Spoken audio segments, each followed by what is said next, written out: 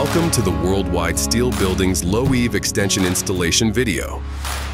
If your building has a low eave extension, it will be noted on your W drawings as shown here.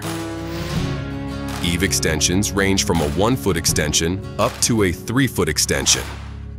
In this example, we have a 1-foot extension. If your building has a different extension length, then it will be noted on your W drawings. Eave extensions require the installation of eave extension trusses on top of your roof trusses. These trusses will be identified on the building shipment list and are installed using bolts, nuts, and washers identified on the truss hardware list. The low side of your eave extension will have a pre-welded clip attached to it for the eave purlin to be installed at the end of the extension.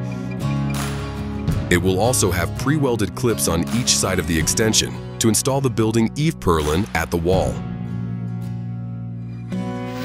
Start by placing an eave extension on top of your roof truss.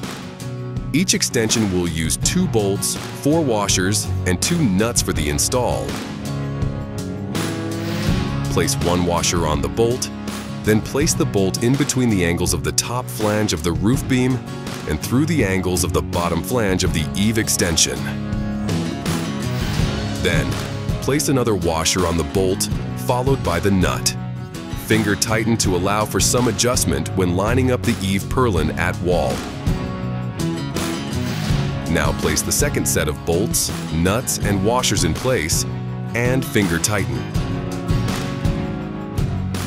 In this example, since we are using 3 5/8" girts, when adjusting the eave extension, the clips that will hold the eave purlin at the wall line will be 3 5/8 inches from the outside face of your column to the inside of the clips.